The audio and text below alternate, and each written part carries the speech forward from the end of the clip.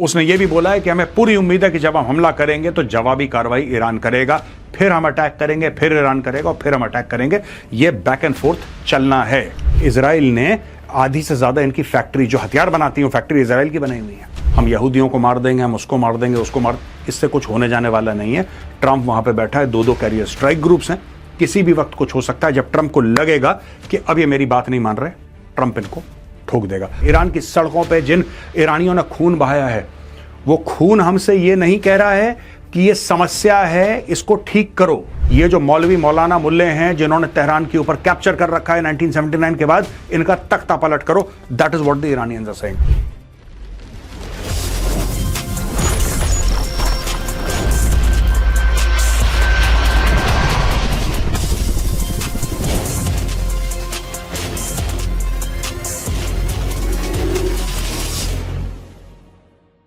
जय हिंद दोस्तों, मैं हूं मेजर गौरव आर्या और आप देख रहे हैं द चाणक्य डायलॉग्स। वहां पे डोनाल्ड ट्रंप ने खुली धमकी दे दी ईरान को कि किसी भी वक्त तुम्हारे ऊपर हमला हो सकता है।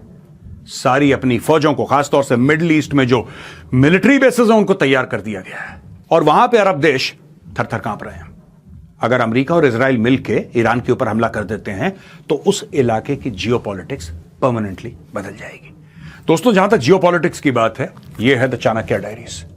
चाणक्य डायरीज भारत की सबसे अच्छी मैगजीन है geopolitics, foreign affairs, national security और डिफेंस के ऊपर। चाहे आपको हाइपरसोनिक मिसाइल्स के बारे में कुछ जानना हो या फिर हिंदुस्तान एरोनॉटिक्स लिमिटेड में क्या परेशानियां हैं, ये तेजस फाइटर जेट्स क्यों नहीं बना पाते, क्या प्रॉब्लम्स हैं इनकी, या फिर किसी और मामले में आपको अगर जानकारी हासिल करनी है, this is the best magazine. यह आपके लिए तब भी बेहतरीन है अगर आप यूपीएससी की तैयारी कर रहे हैं, सिविल सर्विसेज, आईएएस एग्जाम्स की तैयारी या स्टेट सर्विस कमीशन की तैयारी कर रहे हैं, या फिर मेरी तरह आप एक सिंसियर स्टूडेंट हैं जियोपॉलिटिक्स के, जो पढ़ना चाहता है, जो ये जानना चाहता है कि दुनिया में हो क्या रहा है। तो मैंने डिस्क्रिप्शन बॉक्स में लिंक डाल दिया है दोस्तों। इसकी बहुत लिमिटेड कॉपीज हैं, बस 2-4 दिन और कॉपीज अवेलेबल रहेंगी। अगर आप चाहते हैं कि ये कॉपी आपकी हो, ये मैगजीन आपकी हो, तो जाइए डिस्क्रिप्शन बॉक्स में मैंने लिंक डाल दिया है, लिंक पे क्लिक कीजिए and by your copy today. It's running out fast. Reuters की खबर, US military preparing for potential weeks-long Iran operation. The US military is preparing for the possibility of sustained weeks-long operations against Iran if President Donald Trump orders an attack. Two US officials told Reuters. यानी कि वो कहते हैं कि हम ये मानते हैं ईरान के साथ जो ऑपरेशन होगा, या अगर हम ईरान के ऊपर हमला करते हैं तो ये मडूरो को जो उठाया था ना उन्होंने वेनेजुएला से, वैसा नहीं होने वाला है। इसमें कई हफ्ते लग सकते हैं, तो हम उसकी पूरी की पूरी मुकम्मल तैयारी कर रहे हैं। The disclosure by the officials who spoke on condition of anonymity due to the sensitive nature of the planning raises the stakes for the diplomacy underway between the United States and Iran. The same official said the United States fully expected Iran to retaliate leading to back and forth strikes and reprisals over a period of time. यानी कि वो जो official था जिसने ये जानकारी दी है कि हम लोग हफ्ते हफ्ते भर की उसको समझ के कि लड़ाई हफ्तों चलेगी, उसकी हम तैयारी कर रहे हैं। उसने यह भी बोला है कि हमें पूरी उम्मीद है कि जब हम हमला करेंगे तो जवाबी कार्रवाई ईरान करेगा, फिर हम अटैक करेंगे, फिर ईरान करेगा और फिर हम अटैक करेंगे। यह बैक एंड फोर्थ चलना है। US and Iranian diplomats held talks in Oman last week in an effort to revive diplomacy over Tehran's nuclear program. US officials said on Friday the Pentagon was sending an additional aircraft carrier. दोस्तों, ये हम बता चुके हैं, Abraham Lincoln वहां पे है, Gerald Ford वहां पे पहुंचने वाला है। टोटल कहने की बात है कि ओमान में फिर से बातचीत होने वाली है।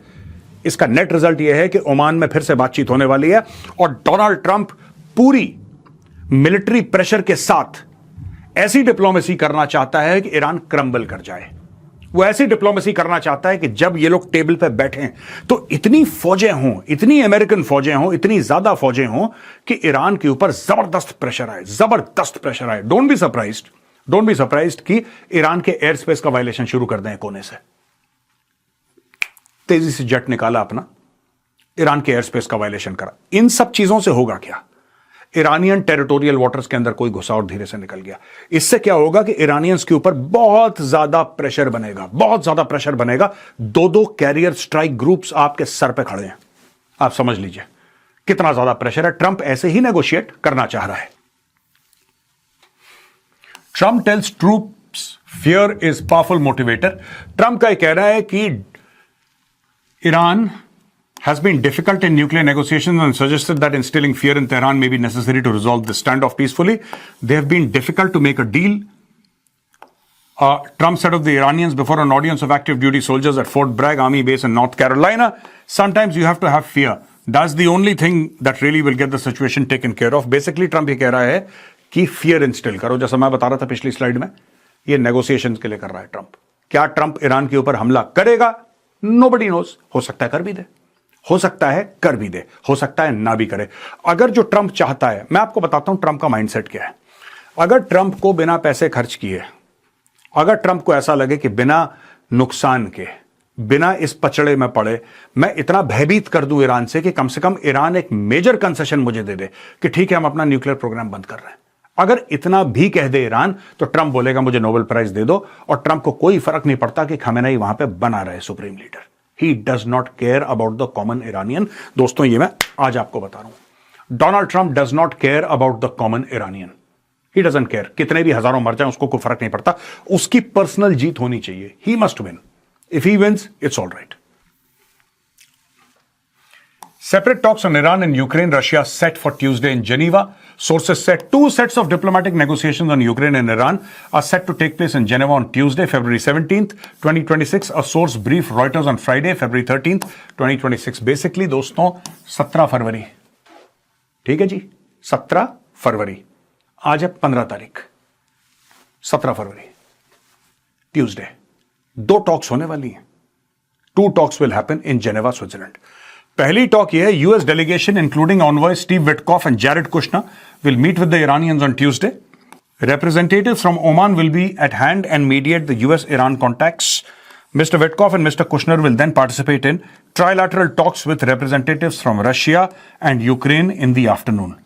So, ये लोग क्या करेंगे? सबसे पहले मॉर्निंग में ये किसी तरीके से ईरान को कन्विंस करने की कोशिश करेंगे कि तुम हमें मैक्सिमम इसमें जो आप कंसेशंस हमें दे सकते हो दे दो. कंसेशंस कौन कौन से मांगे इन्होंने? 4 कंसेशन मांगे हैं दोस्तों, जस्ट फॉर योर रेफरेंस कि जो बातें होंगी 4 टॉपिक्स पे होंगी. अपना न्यूक्लियर प्रोग्राम बंद करो, अपना बैलिस्टिक मिसाइल प्रोग्राम बंद करो, अपने लोगों के ऊपर जो तुम टॉर्चर करते हो ह्यूमन राइट्स का, वो सारा का सारा मामला बंद करो. चौथा, जो तुम्हारी प्रॉक्सीज हैं, हमास, हिजबुल्लाह, हुथी और ये दुनिया भर की टेरर ऑर्गेनाइजेशन, इसमें ढक्कन लगाओ. ये 4 पॉइंट हैं, 5वां कोई पॉइंट नहीं है. Everything revolves around these 4 points. Iran कह रहा है कि हम सिर्फ और सिर्फ न्यूक्लियर के बारे में बात करने को तैयार हैं, क्योंकि ठीक है 47 साल से या जितने भी 45 ईयर्स आई थिंक हो गए हैं, वो इसी के बारे में बात कर, कल मिलेंगे, परसों मिलेंगे, उन्होंने इतने साल निकाल दिए हैं दोस्तों. तो ये दोनों चीजें होने वाली. और यहां पे वो कह रहे हैं कि ट्राइलैटरल होगी जिसमें यूएस, रशिया और यूक्रेन तीनों होंगे. ये भी बात उसी दिन होने वाली है. अब दोस्तों साफ सीधी बात है, जब ईरान के ऊपर पिछले साल हमला हुआ था, मैं मिडनाइट हैमर की बात कर रहा हूं और मैं राइजिंग लायन, ये 2 ऑपरेशन हुए थे. राइजिंग लायन करा था इजराइल ने, मिडनाइट हैमर करा था यूएस ने. इसके बाद ईरान ने ये कोशिशें की हैं. अब मैं आपको एक एक साइट के बारे में बताऊंगा. ये सैटेलाइट इमेजेस हैं कि क्या क्या कोशिश की है ईरान ने. ये देखिए साहब, ये 18 सितंबर 25 की फोटोग्राफ है. पिकैक्स माउंटेन टनल एंट्रेंस, ठीक है ना. ये देखिए साहब, यहां पे ये कार्रवाई करी है इरानियंस ने. Activity at pickaxe mountain tunnel entrance. ये देखिए, fresh concrete, rock and soil, concrete boom pump. अगर इसको क्लोजली आप देखेंगे तो ये हुआ है, ठीक है. ये आप ये देख सकते हैं डेट, ये 18 सितंबर की डेट है और दोस्तों ये 10 फरवरी की डेट है. यहां पे दोस्तों 18 सितंबर को ये है और यहां पे फिनिश प्रोडक्ट है. इन्होंने काम खत्म कर दिया है, ठीक है ना. ये सेम लोकेशन है दोस्तों, this is exactly the same location. कार्रवाई की शुरुआत, कार्रवाई का अंत. ये यहां पे इस्फहान टनल है. ये आपको पता है इस्फहान में भी उन्होंने मारा था mother of all bombs, right, to destroy it. 29 जनवरी, 10 फरवरी. ये देखिए साहब, यहां पे इस पूरे इलाके को इन्होंने सील कर दिया है. इसको अर्थ मूव इन्होंने करी है, कंक्रीट मूव करी है और पूरा सील पैक कर दिया है, क्योंकि ये पूरा का पूरा यहां पे दरार पड़ गई थी because of the bomb. They have sealed this complete place and roof construction at Natanz enrichment plant. ये 31 मई 2025 यानी कि स्ट्राइक नहीं हुई है. स्ट्राइक जून में हुई है दोस्तों, ध्यान रखिएगा. Before the strike. अब ये देखिए साहब, इसको देखिएगा. बिफोर स्ट्राइक ये इलाका है, आफ्टर स्ट्राइक ये ऐसा हो गया, ठीक है ना, नेक्स्ट स्टेप पे ऐसा हो गया। फिर 27 दिसंबर कंस्ट्रक्शन चालू है, 9 फरवरी खत्म हो गया। तो 4 देख सकते हैं, पहले ऐसा था, अटैक के बाद ऐसा हुआ, रिपेयर शुरू हुई तब ऐसा हुआ, रिपेयर खत्म हुई। यानी कि इन लोगों ने अपने पुरानी जितनी भी चीजें थी सबको लगभग ठीक कर लिया, ईरानियों ने लगभग ठीक कर लिया है। और ये दुनिया को इनको पता है ना ईरानियों को कि ऊपर सैटेलाइट से देख रहे हैं सब लोग, जानबूझ के करा है सबके सामने कि देखो हमने कर लिया। तुम्हारी बमबारी से ज्यादा कुछ फर्क हमें नहीं पड़ा है। यहां पे दोस्तों Reza Pahlavi calls on Trump to help Iranian people. To President Trump, the Iranian people heard you say help is on the way and they have faith in you, help them. The US-based Reza Pahlavi told reporters in the Munich Security Conference. दोस्तों Munich security conference दुनिया की सबसे बड़ी security conference है। वहां पे रजा पहलावी को भी बुलाया गया और बुलाने के बाद ये सारी की सारी बातचीत हुई। उसने बोला सर आपने प्रॉमिस करा था, उसने डोनाल्ड ट्रंप को उसका वादा याद दिलाया।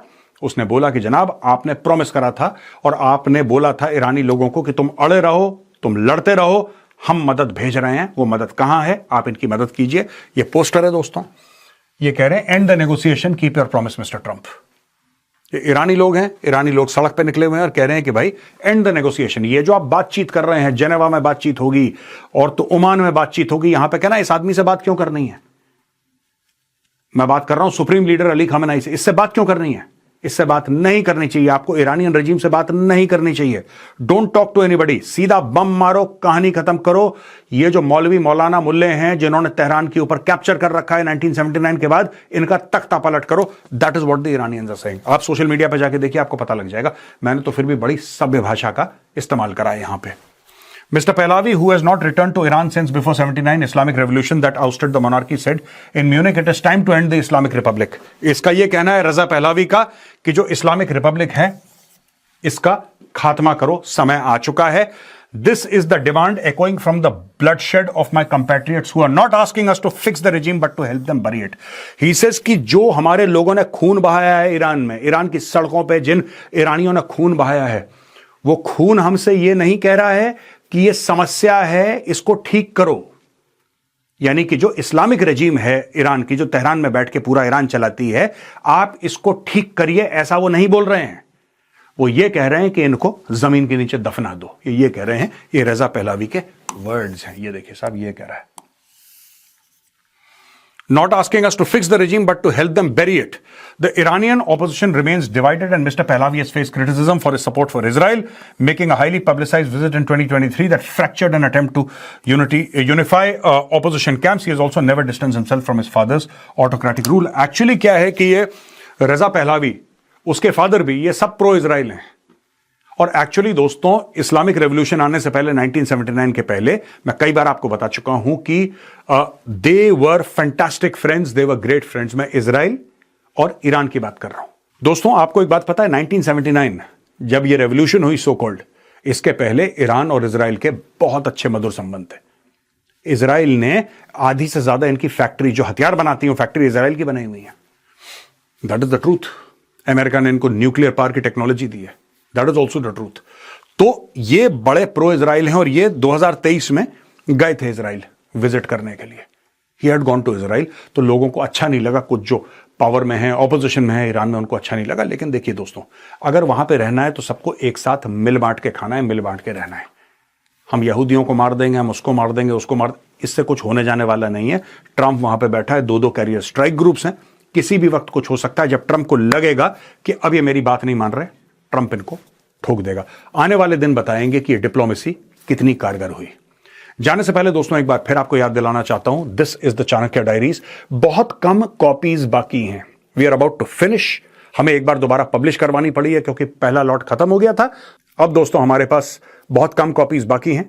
अभी भी मौका है, अगर आप ये खरीदना चाहते हैं चाणक्य डायरीज तो जाइए, डिस्क्रिप्शन बॉक्स में लिंक है, क्लिक कीजिए and by your copy today. अगर मेरा वीडियो पसंद आए तो उस वीडियो को लाइक कीजिए, हमारे चैनल को सब्सक्राइब कीजिए, बेल आइकन दबाना बिल्कुल मत भूलिएगा। जय हिंद, वंदे मातरम, भारत माता की जय।